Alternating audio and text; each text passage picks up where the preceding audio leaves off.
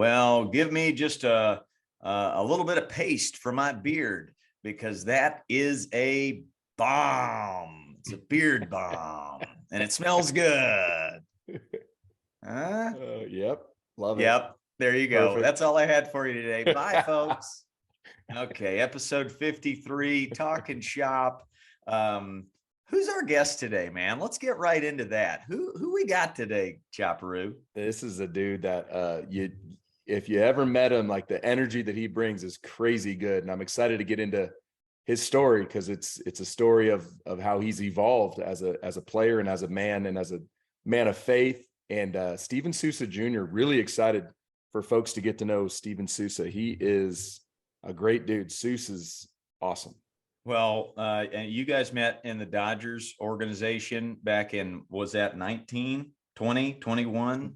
21. And I actually got a text from Nick Hundley before I met Steven. And Hundo's like, hey, dude, this guy you guys are bringing in is great. And it's this first second you get to meet him, just go sit down with him. And I remember rushing into the lunchroom and just sitting with him and just vibing. And it was awesome. I'm trying to get him to move out here and be one of my coaches, to be honest with you. Trying to get him to move to the desert. He's amazing. I read some articles, listened to a few interviews with him. And I mean, the words that I highlighted, battle tested, and just a grinder, injuries. He's battled through those. Faith, how big Faith was in his journey and his walk with baseball. Bombs. He hits absolute bombs, like deep. And fun. He's really funny. He's done some things that just make you smile and make you go, ooh, he gets it. He understands that he's going to play at his best when he's having fun. There's a play I want to ask him about where he dove for a ball in 2017. It got national praise. It was about, 15 yards away from him. Like it was not even close in the outfield, and he dove for it. Love it. And I can't wait.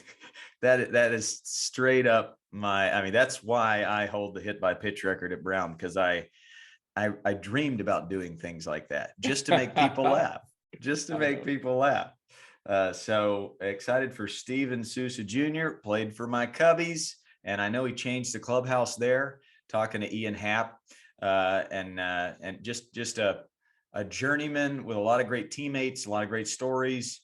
So great for this podcast. I got some cool news. I got a cool update. I saw a post. Tell the folks. Major League Baseball, 2-year extension. I'm the ambassador of Play Ball. Dream job, man. Dream job. Fired. Well deserved, bud. It's something that's so cool, and I'm super proud of you. I'm proud of Major League Baseball for seeing the value that you bring. And you talk about somebody that, if you're looking to grow the game, there's not a better guy than you, and what you bring, and the energy and the love you bring for the game and for the kids. So it's a perfect fit, man. It's a beautiful thing. I'm really excited for you, bud. I appreciate it. And all the congrats that I've gotten on social media and texts, man, it means everything. And a lot of those folks were there when I was waiting tables in my 20s and in college and growing up in North Carolina and just trying to figure out what I was going to do. I got a text from my college friends, the White House, because we're going to do a Sandlot, hopefully, at the White House for a Play Ball event.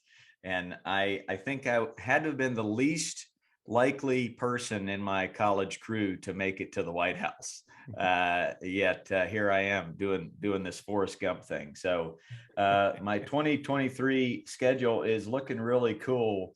There'll be some events here in California. We've got the White House in April, Portland and Seattle in May, probably New York City in early June. The All-Star game will be in Seattle in July, so I'll head up there again. Cooperstown, New York. Very excited. Haven't been there. Then you got Pittsburgh for the Roberto Clemente Day, and that's September 15th.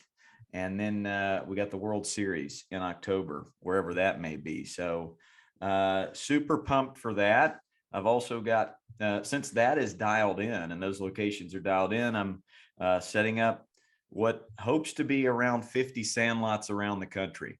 And I've been on the phone the last 2 weeks because all it's been doing is raining here. So I've been sitting in my office and I've been talking to, John in Pittsburgh and Steve in New Orleans and Betty in Cheyenne, Wyoming. These folks reach out to me and say, hey, we're digging that thing you do. We listen to your podcast. Bring that message to our town. So we got San Diego with friend of the pod, Nick Hunley and Brett Tomko on the 28th of this month. And that'll crank up the tour.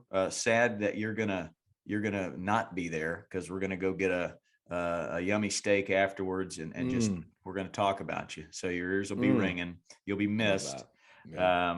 But February I'll head to Florida and do a little Florida swing. I've been talking to boots on the ground in the Orlando area, Tampa area, Miami. So getting those set up.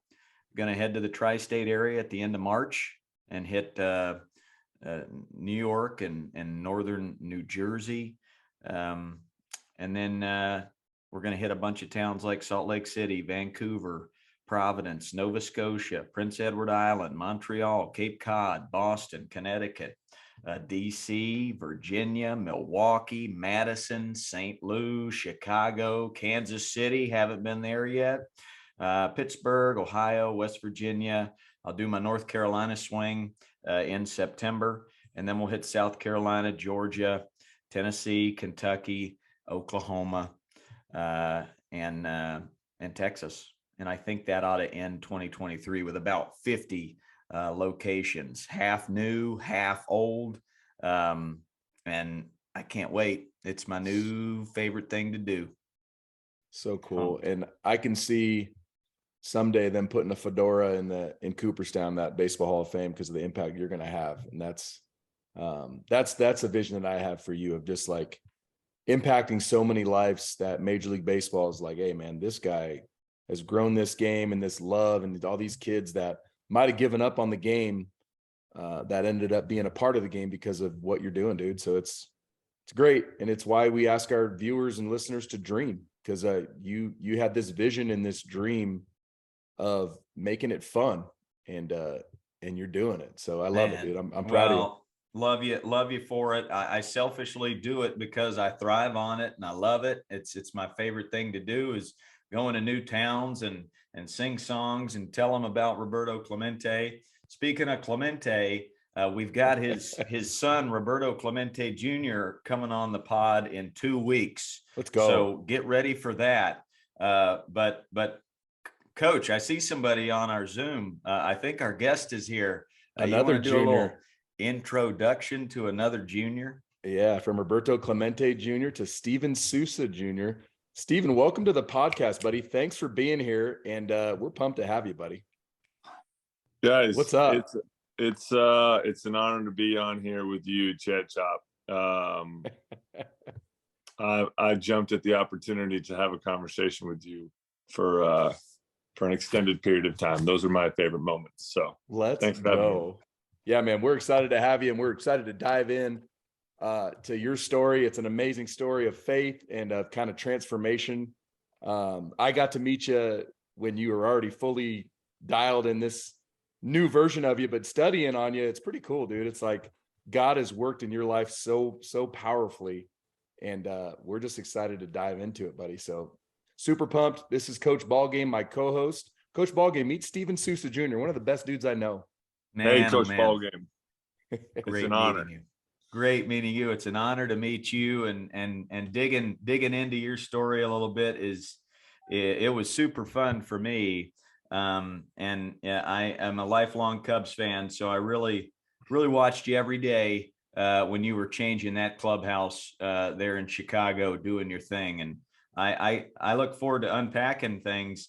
I want to start there with why you're excited to have a long conversation with the Chopper. We've had a lot of guests on, Mookie, Jock, and the likes of Dodgers and Giants. Why do people want to chat with Chopper for an hour? Um, for me, that's an easy answer. Like as soon as I came up and my boy Nick Hundley connected us, kind of say, you got to get to know this guy. The conversation is just so genuine and free, you know. And I think in an industry where there's not a lot of that, where there's a lot of like, hey, let me put out this this mask or this false identity so that I can protect myself and my image. Chad kind of breaks the mold in that sense and kind of puts his wall down immediately and says, hey, this is who I am and I love you regardless if you love me, you know. And so I know I'm not perfect and I love being around those people, to be quite honest. And so anytime I get to do that, and talk with them on the phone or just sit here on Zoom and do it, I'll jump at the opportunity. Yeah, buddy. It's just a great guy to chat with. He's just a great guy, you know. I met him at one of my baseball camps, and he comes right up to me and he's like, hey, I think I'm one of the best coaches in America. Yeah. But I think you're a little bit better than I am, just Ooh, barely. And I think we should have a podcast. And I'm like, I love this guy. Yeah. Yeah. Chopper, why'd you bring Steven on? What's he got? I know you love that words of affirmation he was throwing your way. Let's throw some at him. Hey man, everything he said about me, I feel the same way about him. And it's what he just said is powerful because I just had a conversation with a parent who's still trying to get to know who I am. I've only been around her son for 4 or 5 months and he's about to go into high school. So I'm going to have him for 4 years. And she doesn't know my heart yet. Right. You guys do. And I told her, I'm like, hey, like God's will be done, you know? And I said, at the end of 4 years, I want you to know that my hope and my prayer is that, you know, that Chopper's a really flawed dude, but he loves the Lord and he loves my kid. And that's that's my hope. So like, when Steven says that he felt that genuineness, it's real of like, hey, I just want to love and serve, you know, and being in a big league clubhouse, that is a rare commodity of someone who's just genuinely there to love and serve others and be that fountain. But that's how I feel. That's the vibe I got from Steven of like, hey, whatever it takes, man, I'm here and I'm going to go and, you know, come hell or high water, I'm all in for these guys and to love them and serve them. And you can feel it. And like, I feel like those energies like draw to each other. You know what I mean? Like Steven, I told Coach Ballgame that I'm still like praying that you come out here someday and be one of my coaches, dude. Hey, you know, I don't put it past the God of the universe to connect people like that, right? So yeah, it's never, especially with Hundo being out there. You know, the dream is you, me, and Hundo coming together and wrecking the kingdom and wrecking baseballs. You know, it's doing it. It's gonna happen. Time. So it's gonna happen someday. God's timing, not ours. That's right. That's right. Question I got for you. I'm going to kick it off with a lighthearted question because your babies are hilarious. So what was the funniest thing that was said in the Souza household this last week? Oh man, I was just, you sent that question to me and I'm like, man, I don't know what to pick. Like my kids say things where I'm just like, first of all, my kids have really good hearts. Like something that I don't know where they learned it from, clearly from the Lord, not from me. And they care about people and they love people, but they are not afraid of anything and they will say what's on their mind. And so it's kind of a combination of things. So my son's in basketball and he's fairly decent at it, you know, and he made a bucket the other day. He gets the rebound, he takes off down the court and he's faster than most kids out there. So he's gone, stops, hits the brakes, hits a jumper, comes back down, looks at my mom and dad, hits him with the salute, right? And I'm dying laughing. Okay. So fast forward to this morning and I'm talking about it and I'm just kind of, you know, building him up a little bit. And, you know, I said, just son, I'm just really proud of you. You know, I'm proud of who you are and I'm proud of the way you love kids and, you know, you're all right at basketball. And he turns to me and goes, all right. He goes, I'm awesome. What do you mean? Yes. Yes. I'm like, there's the humility, son. That's one thing we have to work on is the humility. But I love it. Like, I love that. Oh hey, man. You got to be awesome in your own mind. I tell my high school guys all the time, dude, you got to believe in yourself before anyone else does. He is awesome. He is. He said, I'm not all right. I'm awesome. Yeah, you're mixed up. Hey, so we were driving to Phoenix this last weekend, and we were going through Florence. I took the back road through Florence. So Florence has two jails. It has a federal and a state prison. So I took the opportunity to really go full dad, and I'm like, hey boys, like, see that jail right there? Like, it starts with saying, disagreeing with mom and dad, not doing the right thing, and then you end up there. Well, Titus, my 5-year-old, cuts me off and just starts chanting, "Jail is fun. Jail is." So that backfired a skosh on dad, but kids say the darndest thing. Coach Ballgame, what'd your baby say this last week that made you laugh? I was trying to think. So Steven, you got what? You've got a six-year-old? 6-year-old. And then a brand new one, right? Yep. I got a 6-year-old, a girl who will be 4 in 2 months, and then a 2-month-old. Oh my goodness. Baby. Yeah. Zone. We're It's doing now it. playing zone. We're doing it. For me, I got a almost 9 and a 5-year-old girl, and right now they're all dance all the time. They're big into the dance, and they're big into brushing daddy's hair and putting bows in my hair. So as far as funny goes, nothing's top of mind right now. So I'll have to get back to you there. Fair. But I do know that I'm starting to see the challenges of emotions, and I really am I'm getting good at just listening, and instead of trying to jump hard at the emotion, just let it sit, and let the emotion kind of wind its way around, like the Tasmanian devil, and get tired, and then once it's kind of decompressed, then kind of go at it from a place of love. But yeah, I think it's just going to get more and more heightened as they get older. And yeah, Stephen, we'll have to just go back and forth with advice on those things. But yeah, Man, it gets tough. I'm nervous for my girl to be that age, that what the emotions come with. And the boys and girls are so different, right? So different. Yeah. Yeah. My girl's so easy right now, and a lot of my friends have girls, and they have multiple girls, and pretty consistent theme, obviously very individualized world, but girls are a lot harder the older it gets, so I'm not excited about that time. No, it's gonna be tough, but we're baseball men. We'll grind. We'll do it. When I was going through your story, I highlighted a few words here, and I want to go back to the beginning of where the love of the game of baseball started for you. But the words I highlighted were grinder, which is one of my favorite words, battle, bombs, faith, and fun. Yeah. I mean, you hit bombs, you have fun doing it, you grind, you've battled, there's been injuries, you've been tested, and there's faith all through this story. But where'd the story begin for you? I know you played football and baseball. You could have played college football as well as college baseball. Where'd the love start for you there in Everett, Washington? Yeah. What's fascinating is I just was having this story with one of my friends. He just kind of asked it.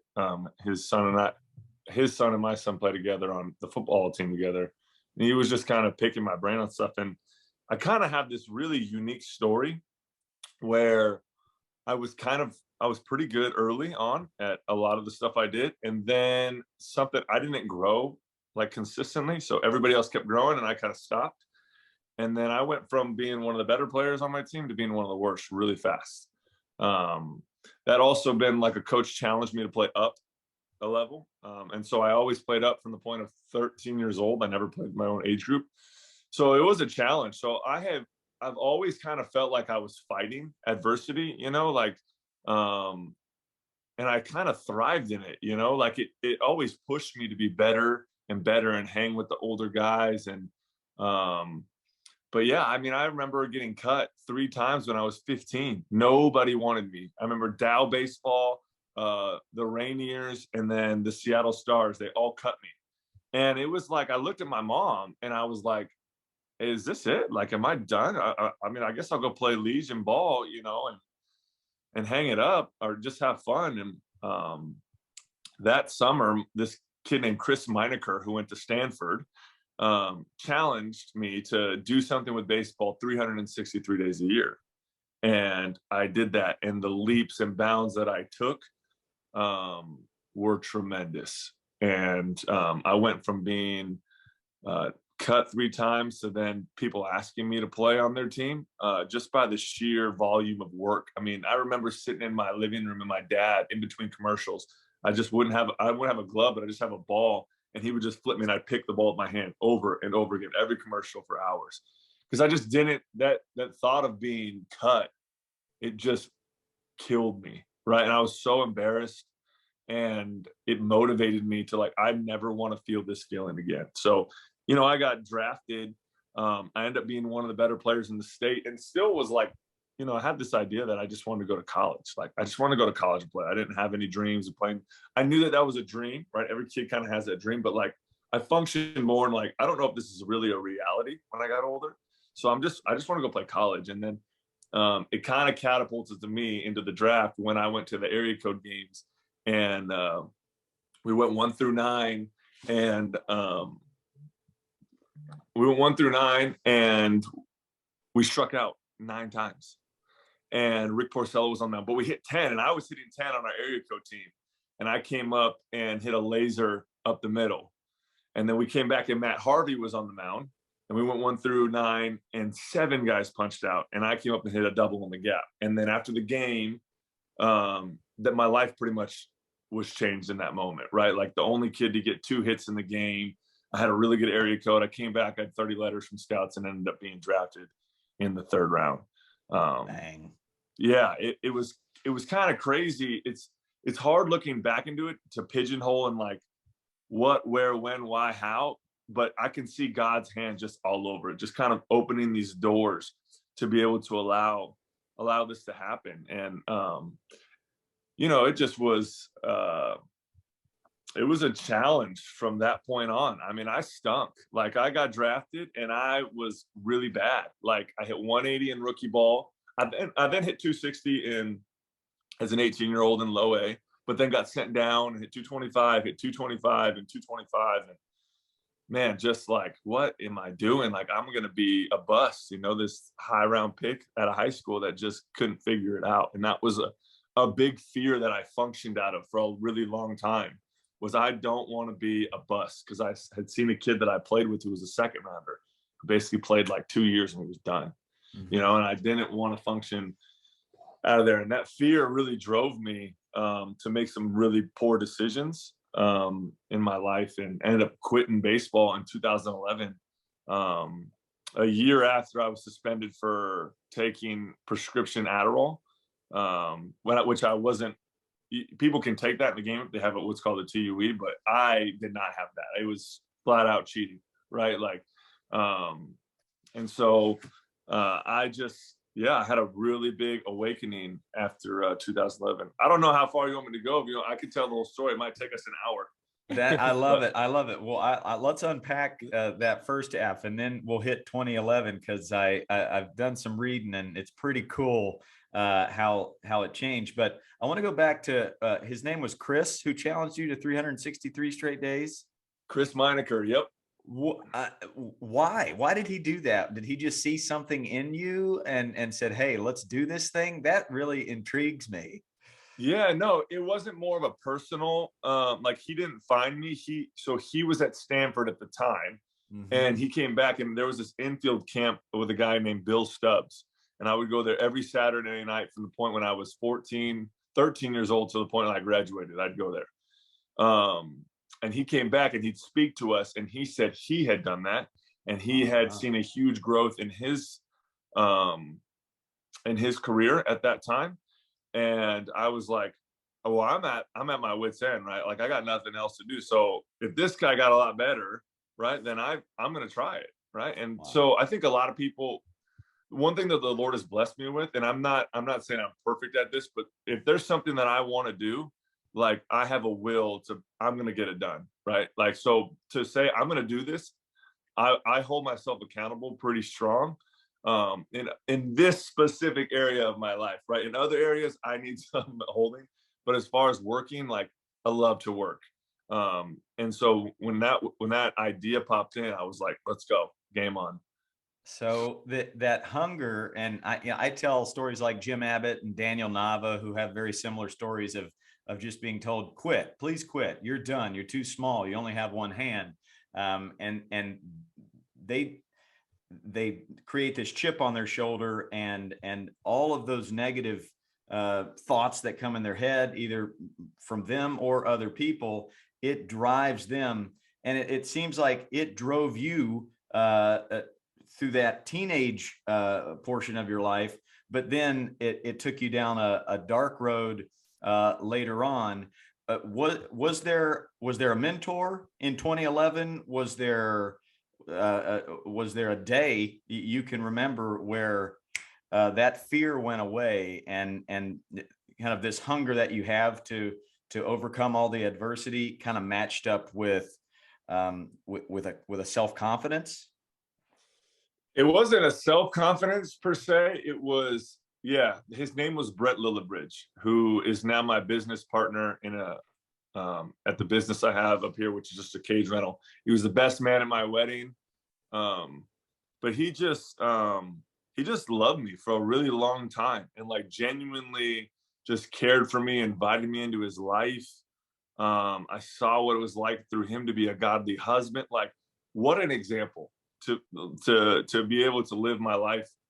And it was almost in Corinthians, Paul says, follow me as I follow Christ. And that was kind of Brent. And Brent, I hit rock bottom, and he invited me to church. And I remember going there, and it was like these chains started to break off me of the weight and the fear that I operated from in my identity, which was in baseball, right?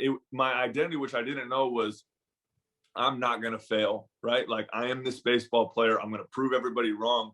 Well, what happened when that wasn't functioning the way that I thought it should be? My world fell apart, right? And so the Lord gave me the identity that I was, called to be, which was just to be a son of the King and to serve people. Like, my heart and my calling is to serve and mentor people. Like, I just love that, right? I love to serve and mentor the lost.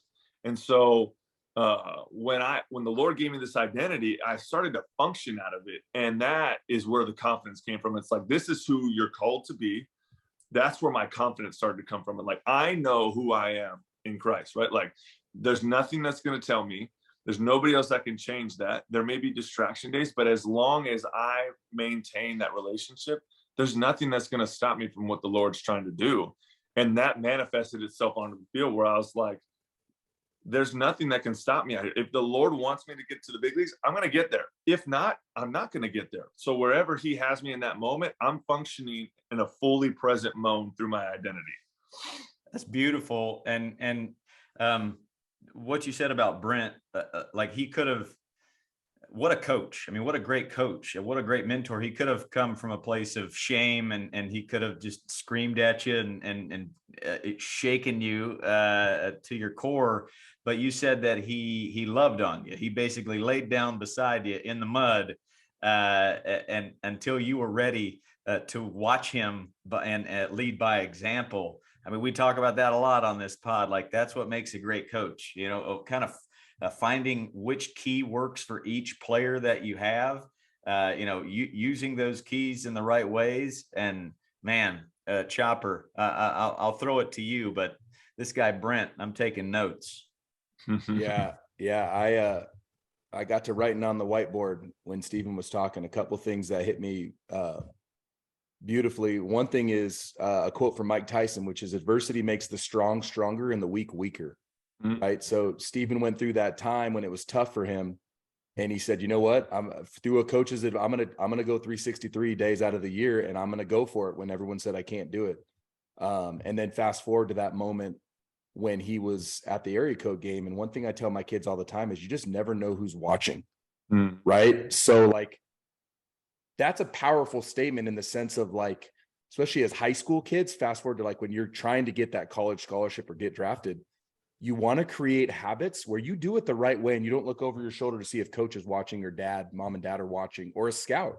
You just want to be in a habit of always being on the hop, right? Always hustling where you're going with a good attitude. And when you screw up, like, don't show it with your body. Show this kind of quiet confidence. I told my kids the other day at practice, I said, hey, some of you guys are going to get drafted for sure, 100%. And scouts are going to come watch you. And if you go 4 for 4, what do you think they're going to do? And the kids are like, draft me? I said, no, they're going to come back again. They need to see you go 0 for 4 and strike out twice and make an error. They got to see if they're going to give you a bag of money or a scholarship. They got to see how you deal with adversity and failure. Right. Absolutely. Absolutely. So I love that. And then let's fast forward even more to what really matters is when you said in the minor leagues where you were going through it a bit and you were making some decisions that weren't of the Lord, where you needed his strength, right? And through Brent, you got his strength. And once you start operating under God's will be done, I hate to tell the devil, there ain't nothing he can do to get you off that. That's right. There ain't nothing he can do. That's right. There's so much power in that. Mm-hmm. And so, Coach Ballgame, you asked, why did I have Steven Souza Jr. on this podcast? It's for that moment right there where he shared kind of his secret sauce. And it's that sauce that's available to everybody. Mm-hmm. It's the strength of Jesus, and it's the unconditional love, and it's God's will be done. I love it, Steven. I freaking love you, dude. God. Yeah. No, and it's cool because it's this fine line that the way I have to tell my testimony is it can come across like I followed Jesus, I made it to the big leagues and had this great career, which from an outside perspective, if you don't know me, like it can look like that. But the reality is I didn't get zapped or anything, like nothing changed. It's just, and what I really realized is the freedom when guys can play free and they're out of their own mind and they play with this confidence that any way, like mine was through my faith, right? But the confidence of like, I don't have to look over my shoulder because whatever I'm doing, I'm trying to honor the Lord. So I'm working as hard as I can. So there's nobody outworking me, right? So I know that. And now like, I know that my future's secure. So it doesn't matter if I fail in this moment. So I'm just going to go for it, right? Like I'm going to be aggressive and play to win, not play to lose. And when you operate in those moments like that, like I just think whatever you do, you're going to be successful at it. Like it's what you're called to do. Yeah. And when you get into tough moments, try to serve someone else. So obviously that's biblical, but even if you say, the Bible's not for me, hey, listen to like serve others. That is the best way to get through a tough time in your life is, okay, can I get out of my own head and can I look to serve someone else? And then you'll see really quickly that whatever you were worried about or whatever was kind of holding you down, those chains Steven talked about, those get lifted when you start putting others first. Yeah. Amen to that. Beautiful. It's beautiful. I try and share that with the kids that I coach, and I coach a lot of younger kids, but what you said was pretty powerful. Once you found your calling, which was to serve and mentor, then everything became pretty clear for you. And I feel the same way. Once I kind of knew what my calling was and my mission, which is to get kids to fall in love with baseball and to be better people, man, I'll go into a grocery store and say, send your kid to my camp. They'll become a better person and you guys will have a better relationship because of it. Like I would never have done that 10 years ago. But I kind of had a shove. I had a Brent and it was my wife. My wife kind of shoved me into that place of like I said, self-confidence, but it was confidence that grew through finding out my calling. So I thought that was super powerful. I have so many questions, but Chopper, it's your turn, brother. Yeah. Well, I mean, you answered my second question, which is how has faith impacted you throughout your career? And we've really been touching on that for the last about 15 minutes. Do you want to touch any more on that? I feel like you nailed that. So I think I'm going to go to my next question, unless you want to add anything to that, Steven. The only thing what I really love to bring around is if my story would have just kept going like that, I honestly don't know where I would have been. Like if I would have just kept riding into the sunset and played, 20 years, 15 years, got the contract that I was projected to get, I don't know where I would have ended up, honestly. Because when you get to the big leagues, there's this huge temptation, stronger than anything I've ever felt anywhere else, to have an identity exchange, right? Like now I have this power. People want me. People at some level worship you. right? And a lot of people just tell you what you want to hear. And so you have to be really grounded. And so when I tore my knee up in 2019, I tore my ACL, my LCL, my PCL, my IT band, my hamstrings, bicep, and my posterior lateral capsule in the last game of spring training. It rocked my world, and it was like, okay, like, I've taken you on this journey. Like, I want to know if you're the real deal. Is your faith real? And that's kind of what the Lord kind of brought me through. And it's taken me, to be flat honest, it took me a long time, a lot longer than I think I realized, to work through that, because I don't know why that happened, right? Like, it's something I did 1,000 times, and I stepped on home plate, and no play at home plate, and broke all those ligaments. But to be able to sit across from somebody who's going through an injury like that, you have to really have gone through something yourself to be able to register.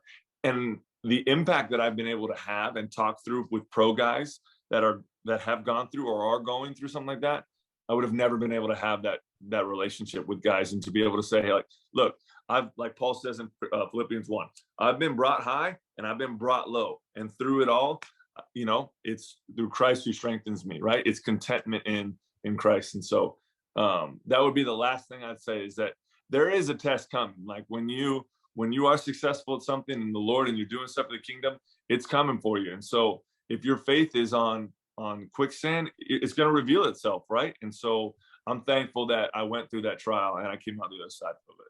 Yeah. And you said something earlier where you said, like, I don't want everyone to think that, hey, I put my faith in Jesus and then I was a big leaguer, right? That's not the point of it. The point is, God has a plan for you. Like, for me, from the age of 2 years old, and I have it on one of my quotes for my kids today, is that I believe it's Psalms 34:7. God gives you the desires of your heart, right? From the age of 2 years old, that's all I ever wanted to be. I wanted to be in the big leagues, right? Mm-hmm. And that was my vision. And everyone would always ask me, like, hey, like, what happened? What if that doesn't happen? And it was like, it is happening. I'm working my tail off. That 363, same thing for me. And it was just innate of, like, I'm doing something every day to get better. Yeah.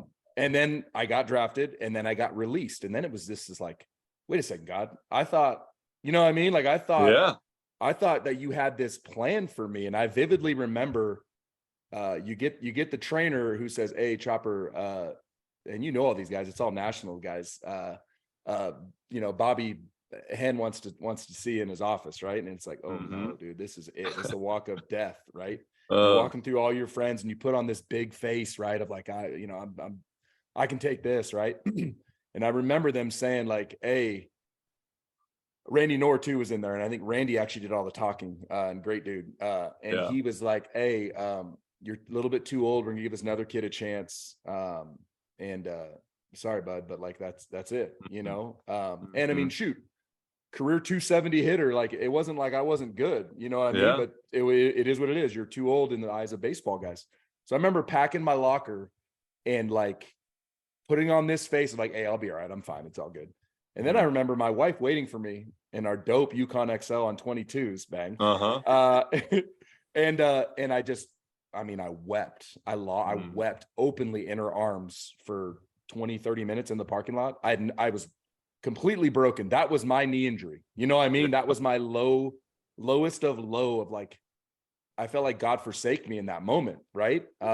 Little did I know that 8 years down the road, he was preparing this path for me to go right back into the big leagues and win a World Series as this, like, pure fountain of joy and life and love and unconditional love. And just this, this pillar of just, like, everybody that comes into my path, I love you. And how can I help you? You know what I mean? And that's where that's the form that you saw me in. But God transformed me when I was a player, dude. Hey, you got to be a little bit selfish when you're a player. You have to be. Because even if me and you are boys, Steven, if you're playing and we're the same position, I ain't playing. Yeah. Know what I mean? So, like, much as I love you as a player, sort of hope you go 0-for-4 so I get my chance. And that's real. But as a staff member, dude, I get to come in here and just get tremendous joy out of 25 dudes, and every success they have is my success. And I can't wait to just love on them. And the guys I'm looking for that moment in that guy that needs love. And he needs me to sit next to him. He needs just to listen. And he needs me to remind him, like, sometimes you don't say a word. Sometimes it's like Steven just has to talk, and I got to just be his ear. But But other Yeah. times it's like, hey, I can use humor. I can remind him who he is. I can remind him of what he can be grateful for. And just, you're always trying to help get guys back into the moment Yeah. in sports. But hey, like I experienced that same thing. But to your point, God's will was done. Yeah. You know what I mean? And even right now, when I've got people attacking me at my high school, my answer is, hey, I'm not operating under fear.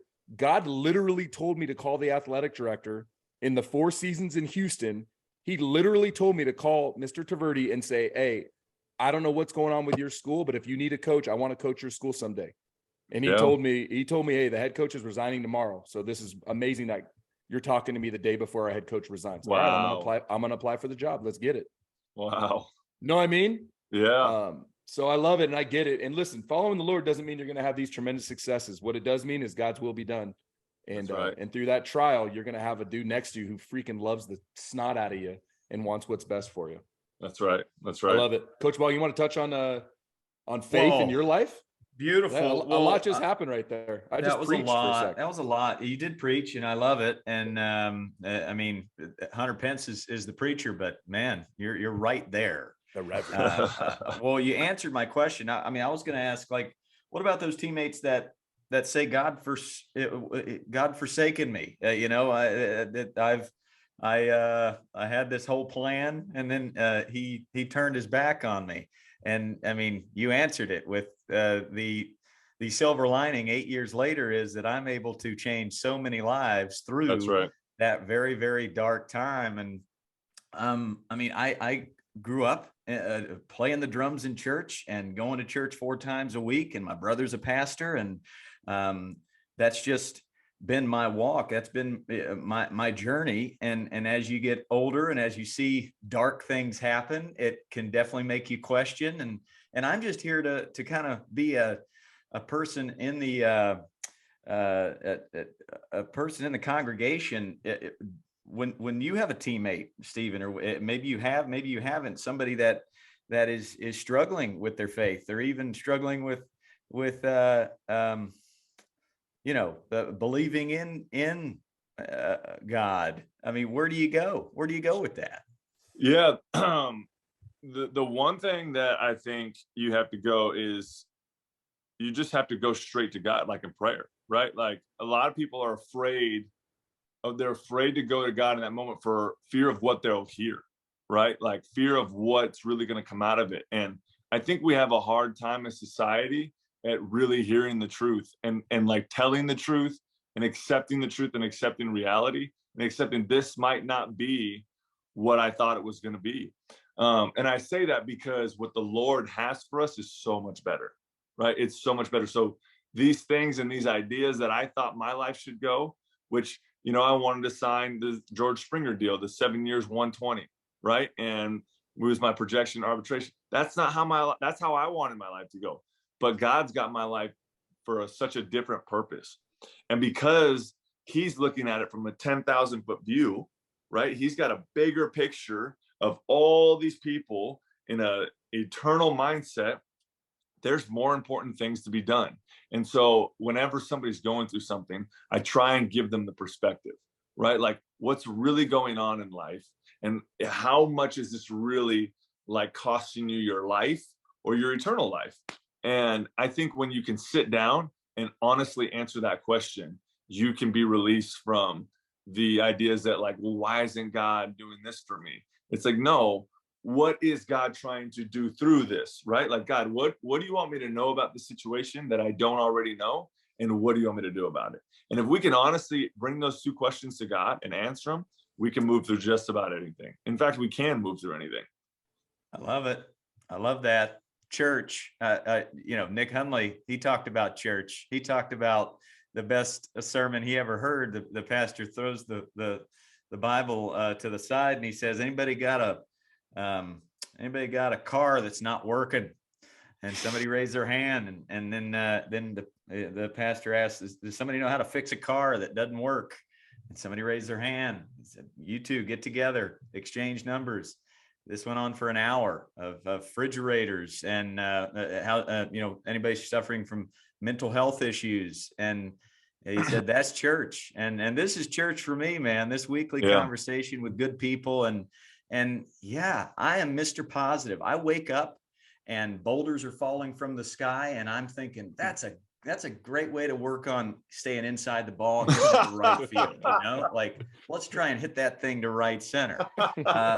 Meanwhile, my wife, much more of a realist, and she's an empath. She feels everybody else's pain. So Yeah. there are moments when it's dark and you feel like you've done everything right, and you should be getting the gold here. That's and right. You're not, and it makes you question your faith. It definitely does. So having that stance of God's not playing with you right here. He's not teasing you and hanging this carrot and then I got you. Yeah, No, right. He's got bigger fish to fry somewhere else, and this is a journey for you of how can you do something with it. Something again powerful that I wrote down that you said, temptation when you get to the bigs for this identity exchange. It is real. Did you have a coach, a bench coach, a teammate when those temptations came as you made your major league debut in 14 with the Nats and then went over to the Rays?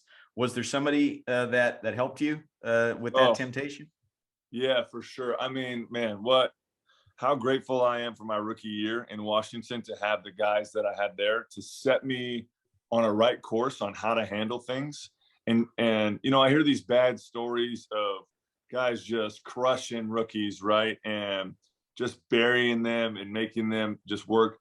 And there's an idea of like, hey, look, you got to earn your keep around here. Like, that's the reality. Like, you're part of the team. Keep your mouth shut. We've been here for 9 years. You've been here for 3 days. Like, learn the ropes, and then we'll bring you along. There is a reality to that, and I respect that process a ton.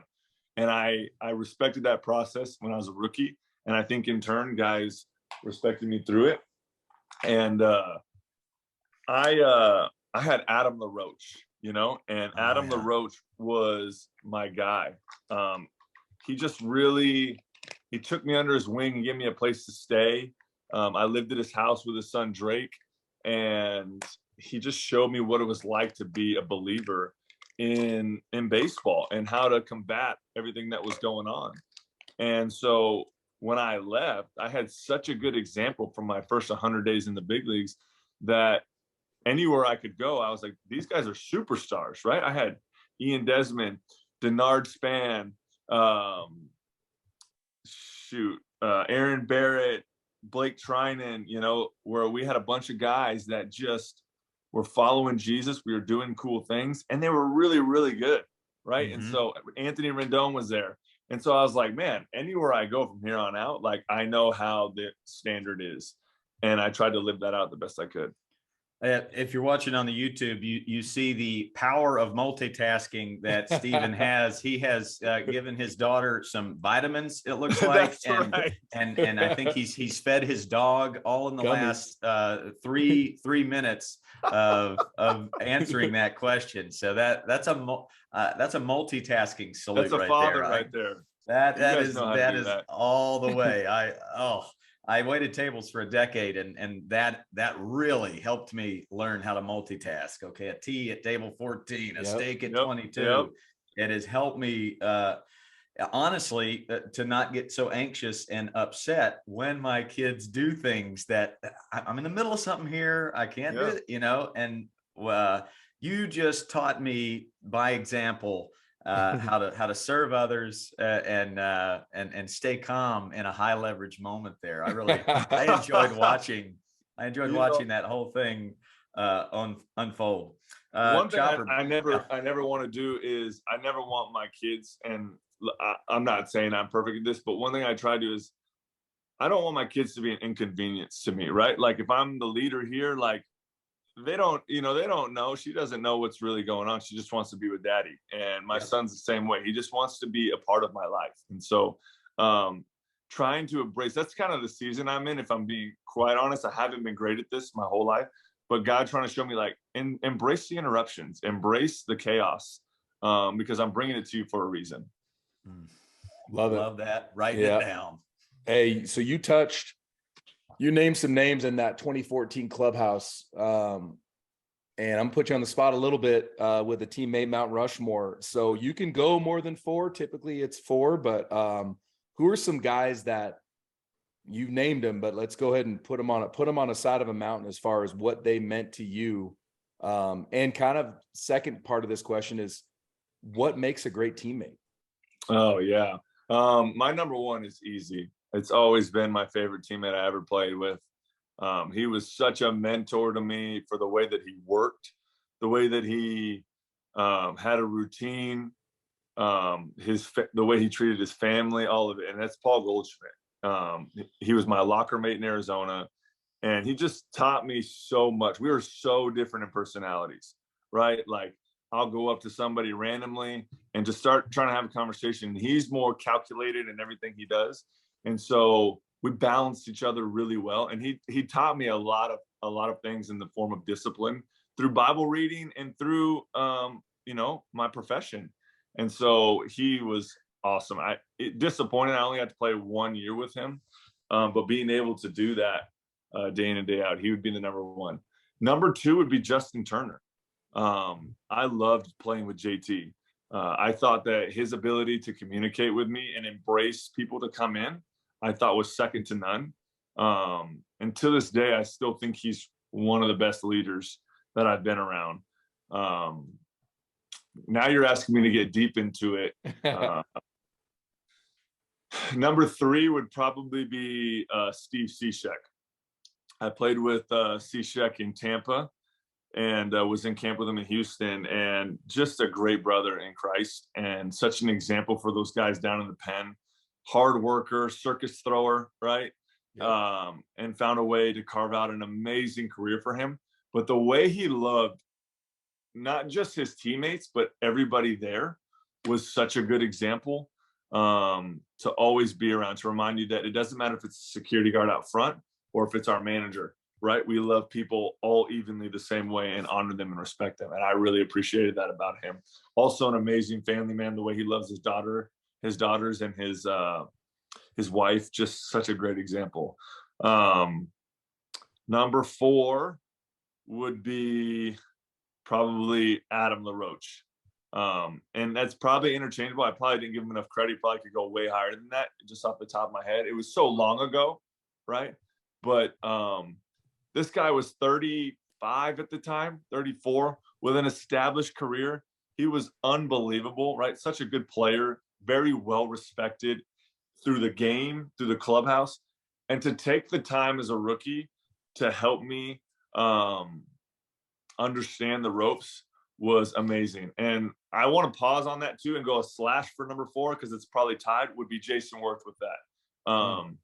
He taught me the game, the actual game, and how to be a good big leaguer and to get the edges inside the margins better than anybody I ever played with. One of the smartest players I've ever played with that nobody ever talks about, just his baseball IQ.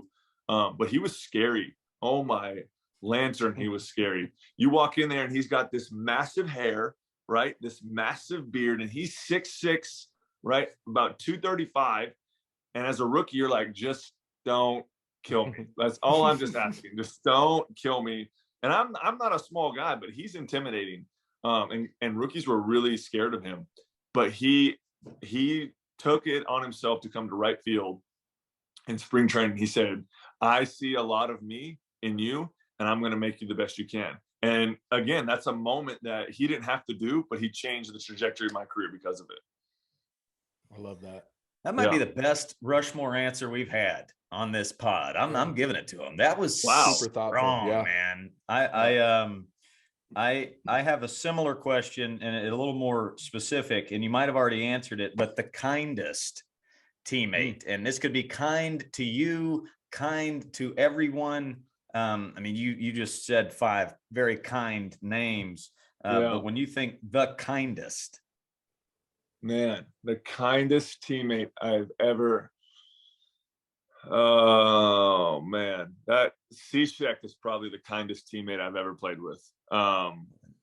Yeah, his kindness is second to none. I don't think there's anybody in the big leagues that I've played with that has the kindness that he has to be able to. He just was so intentional about everything he did. with every person. And I'm more talking about the dialogue with people. It was like when you were in Cishek's presence, like you meant something to him, you know? The other one would be a coach by far, and that would be Jerry Naron. Jerry Naron was the kindest coach I've ever seen in my life. Just so patient and understanding. And even in those hard moments, he just brought peace to the situation. And he wasn't afraid to tell the truth. And you weren't afraid to receive it from him for the kindness at which he delivered it. Hey, for our coaches, like that's what you got to write down right there, of like being a great coach or a coach that can get players to respond doesn't just mean you roll over. You know what I mean? But it's like you got to deliver it in tone. You got to deliver it at the right time. You got to have that relational equity where Steven trusts you, the player trusts you, and they trust your judgment. They know you're not just a yeller and a screamer, just a yell and scream. And if you do say something, it's more about through love and respect and accountability than like trying to show you up. I mean, that's a big deal. Jerry Naron, like, attaboy, Jerry Naron. Let's go. He's a set. You know, I don't know if you guys watched the Hard Knocks this year with the Lions. But if you haven't, like, Dan Campbell is somebody to really watch, the way that he is so intentional with his players, to the point where he was in there doing conditioning with them every day, right? And that's probably a bit extreme, but what he was trying to show his culture was that I'm here with you. I'm in it with you. I love you. And he kept saying that to his players, like, hey, man, I love you. Like, and I'm not going to be afraid to say it. Like, it's okay to love your players. You know, it's okay to love them.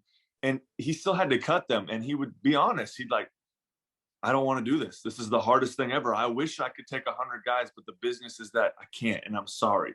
And you probably don't deserve this, right? Like, that's a hard moment to deliver to a player, but just that genuine love and kindness, I think, that he comes with, it's someone to learn from, Dan Campbell. There's something innate in us humans. We aspire to be like someone who is loving to us, who really loves us. And so when I have a coach that loves me and I want to be like them, then I open my ears more. I listen to what they say. That's right. Especially if it's the hard truths. That's the one I'm going to listen to way more than the yeller. So coaches out there, parents out there, food for thought. Top, I thought you said it, the word that always is relational equity. Like, have you spoken in and loved this guy enough to say that you're going to correct him and he's going to listen? Because anybody can correct, right? Anybody can look and say that's wrong. But how you correct is the most important thing, and to get them to listen. And you do that by relational equity. Yeah, you do. And you do it through timing. If you're 0 for 12, you're not open to anything. But if you're 4 for 4, I can come into you the next day and talk about base running. And you're going to listen to it. And I say, Steven, hey, great job last night. That rocket you hit to right center, that was, I mean, you can't teach that. That was sick. Hey, I need you to get a little bit better angle going first to third, man. But hey, you're my guy. That was dope. You're the best. And then you're like, sick. You're in. You don't feel attacked. You're not on your 100%. Heels. Yeah. And I could have said that a week ago when you 0 for 12, and you would have told me to pound sand. You think I care about base running? I can't hit water if I fell out of a boat. I'm not listening to your stupid base running. Right. Sure. So like you get your save it. I can't even get on base. And you're talking about going first to third. Save it, bud. Yeah, Chopper, 100%. You're a wordsmith. Most of us are playing checkers. We're saying build trust. You and Jim Nance, you're playing chess. Relational equity. I mean, wow. And you gotta love your players, dude. Like, I'm in between like Steven's generation and mine. Like, I still had some coaches that I can't repeat what they said to me. It was their way or the highway. And like, my generation was kind of the first one where we really had to feel like we were loved by our coaches. So like, I never forgot that feeling as a player, where I have a couple kids right now that they know that at the drop of a hat, I would do anything for them. Anything. Yeah. I mean, anything. If they're in a weird spot and they need help at 3 a.m. because they made a bad decision, call coach. Yep. And if they know that you love them at that level, they're going to listen to you when you say, hey, dude, you're a little bit better than that, man. You're greater than that. And the way you're acting right now, or what you just did on the field, that's not a true depiction of who you are. You know what I mean? So that's why I love being at a Christian school, because I can talk freely about, hey, I stop practice all the time and I say, boys, look at that sunset over this beautiful mountain that we have. And Steven, you spent time out here. Mountain Lemon on the northwest side of town, dude. It's crazy how pretty those sunsets are. Yeah. And I just remind him, hey, the same God that made you, and he doesn't make mistakes. Oof. Amen to that. Let's go. Hello. Baby. I got a trivia contest coming up, and listeners, you know all about this. This is going to be Steven Souza Jr. trivia, and it's Chopper versus you, Steven. But Okay. before that, I got to get into the fun side of you. I think the funniest people know funny better than anybody else. Who's the funniest person in baseball? It could be a teammate, maybe not, but who are you just like, man, I'll tell you what, my favorite, one of my favorite funniest teammates is AJ Pollock. Just being around him, he's very quirky, but he has some one-liners that are dominant, honestly. They get me rolling, and I think that one-liners for me, they can get me, and I'll crack up anytime. So he's funny. He's probably the funniest teammate that I've ever played with. I don't think he would say that, to be honest with you. Like, oh, I'm not that funny, but I think he's hilarious. He is, and he's serious with those one-liners, but they're funny. Yes, that's the thing, is he's not trying to be funny.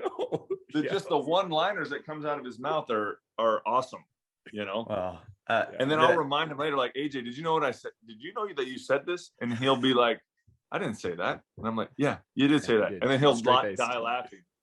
But it's true though, man. I mean, the funniest people, they're not trying to be funny. They're trying to be serious. And a lot of times it almost comes from a dark place. But it does, and that's exactly what it does. Funny. Yeah, it's so good. Love Pollock. Well, the importance of having a funny teammate.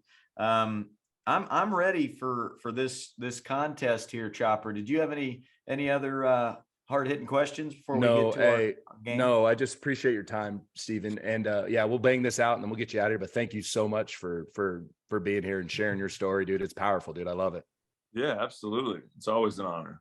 It's been amazing to watch you, feed your dog, pet your dog. Your child has had 3 different outfits on in this. You guys seen that? It's amazing. I mean, if my girls are in school now, but if not, they would be in an Elsa dress, and then a Jasmine dress. And that's right. They'd be all over the place. Okay, listener, if you can answer the question before them, go ahead. But Steven, as soon as you know the answer, say it. And if you don't get the right answer, keep saying it. Is there a buzzer? Like, I have a buzzer. No buzzer. Look. Oh, okay. I love that. Yeah, use it. Okay. That's perfect. Yeah. You're ready, dude. I'm in on it. That's the first buzzer. I've been waiting for this moment my whole life. You're all in. I know. Let's go. And I'm gonna go. First question. He had 72 dingers in the show, 72 more than me, and 72 more than Chopper. That's fast. Who did he hit the most dingers off of? What pitcher? I got it. Go. Michael Pineda. Correct. Wow. Let's go. Right on right. Michael Pineda, I believe it's 4 bombs. You kind of had ownage on him. Is that right?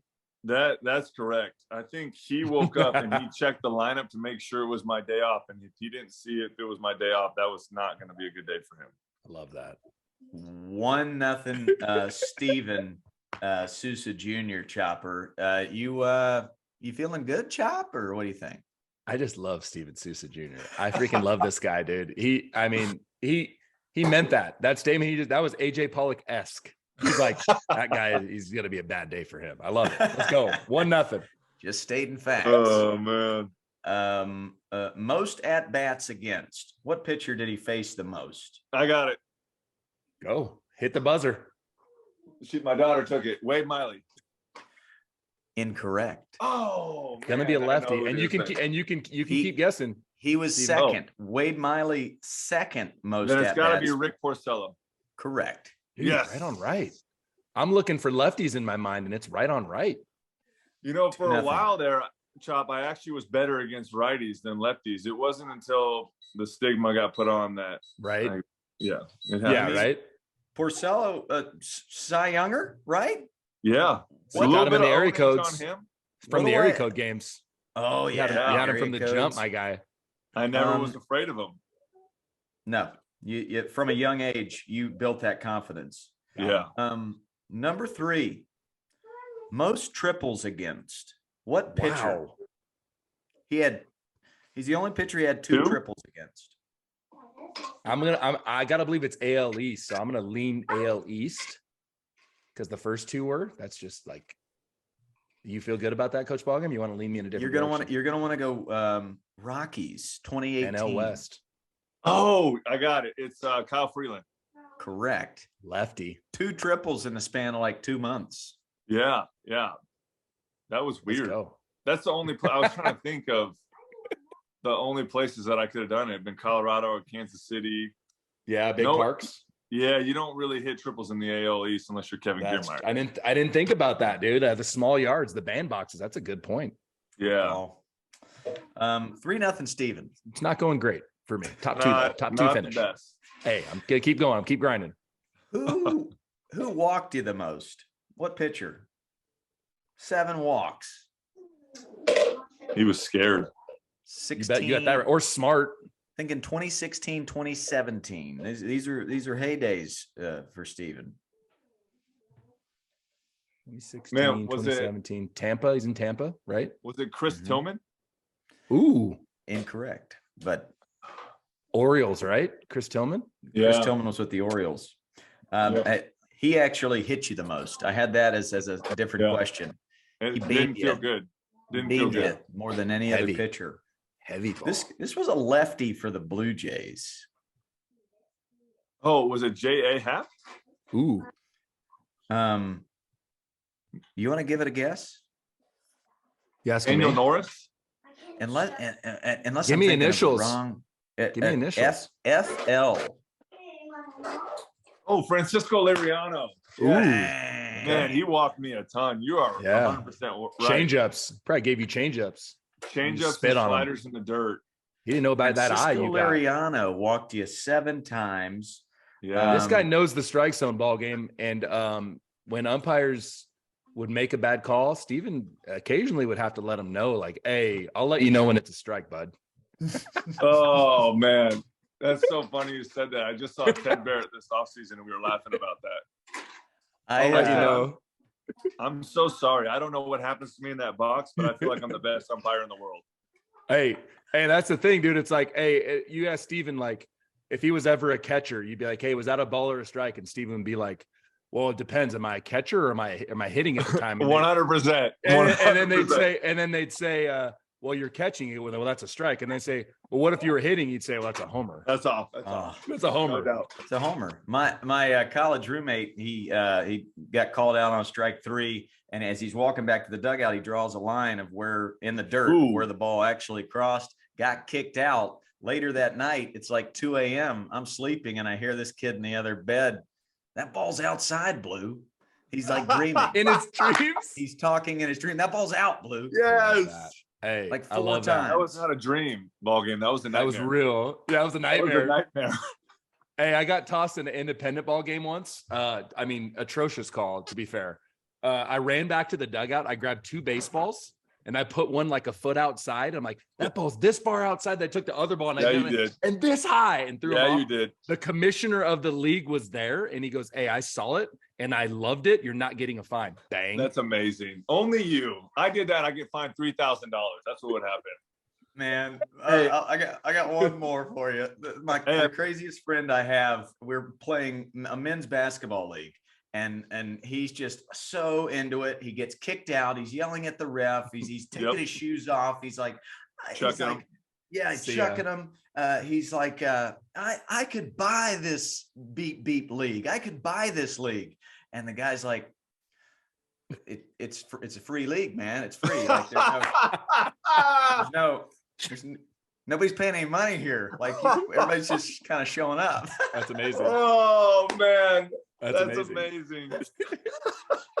I could buy this league. Oh, hey, I got a good umpire story. I tell this story all the time, and it's awesome. I'm probably overselling it now. It's not gonna be that great. That's too much sell. So Jim Reynolds is this umpire who on the face looks very hard. Yep. But we're in Oakland and he calls a ball, strike 3 outside. And I turn to Jim and I go, Jim, are you sure? Like, that just doesn't seem like it came back. He goes, see, I mean, I'll take a look at it tonight, but it looks like it hit the corner. And I go, all right, Jim. I mean, like, I need you to just lock it in back there. And he goes, hey, 1 second. And he goes, and he takes his fingers, goes into my beard and grabs the seed and throws it out. And I said, Jim, did you just take a seed out of my beard in front of 40,000 people? Or in Oakland, so it was more like 10. Yeah, but right. He goes, yeah, yes, I did. 20 years, I've never done that to a player. I said, Jim, we can never go back from that. Like, we're only moving forward from that. Yeah. And I fast forward, I saw him first at bat in spring training the next year. And he was like, hey, make sure you don't have any seeds when you come up here next time. And we died laughing. That's the best. Amazing. No, that wins. What a great guy, Jim Reynolds. That's amazing. I couldn't argue with him at all after that. He broke me. Me. He's like, I hear you yelling at me, but look, I don't want you to be embarrassed about this, it's the best. And so from then on out, I was like, Jim, you're probably right. It's probably a ball, Wow. I love it. Who got him the most strikeouts? What pitcher? That's got to be Chris Sale. Chris Sale is what I was going to guess too.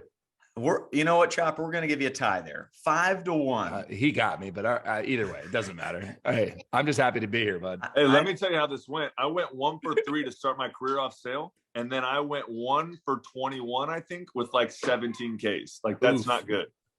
What did he figure out? He just slider, or did he go like fastball up slider, or what did he like? What was it? Put a common man in the I tried box so many different approaches off of him. It was unbelievable. My roommate in the minor leagues was Sandy Leone. And he was catching for the Reds at the time. Sandy knew what I was good at. And obviously Chris Sale's nasty. So the combination of the two just they were always one step ahead of me, always. I would try and ambush. I would try and be patient.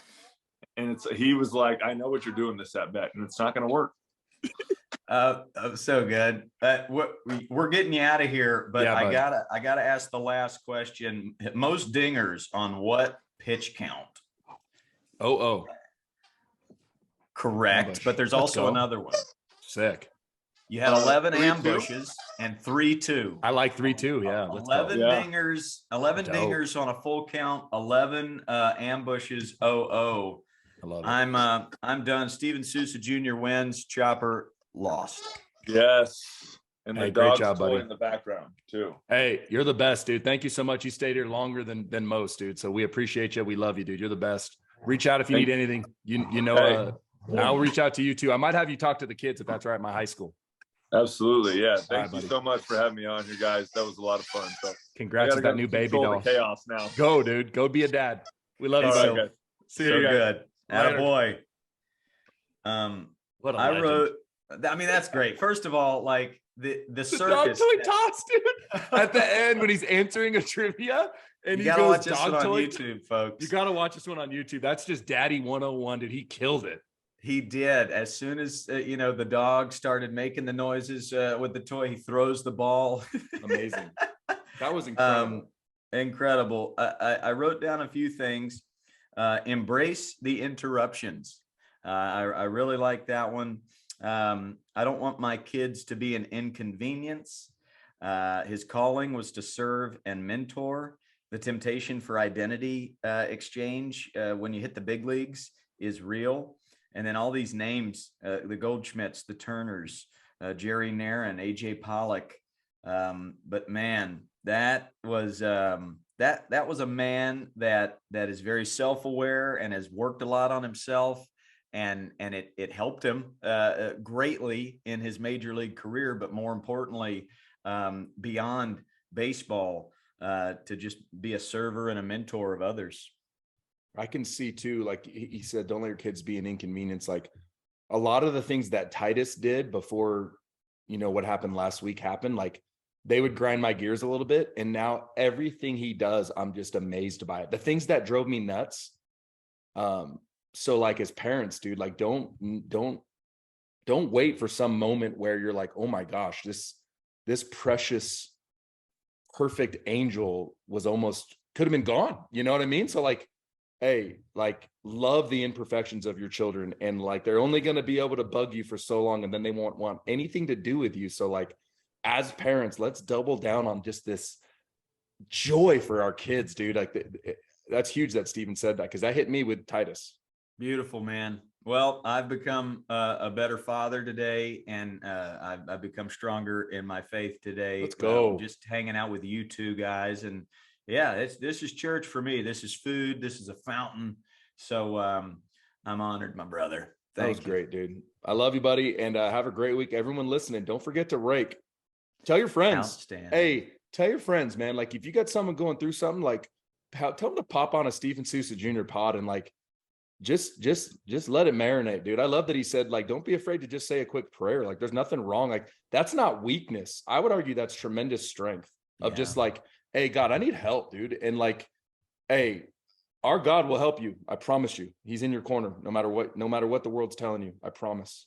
Hey, look at DeMar Hamlin. Hey, how many people were praying with DeMar Hamlin with the Bills, dude? Are you kidding me? Are you kidding me? He's going to be playing next year. Like, you don't think there's power in prayer? Come on, bro. So beautiful. That's it. Have a great week. Rake. Bang.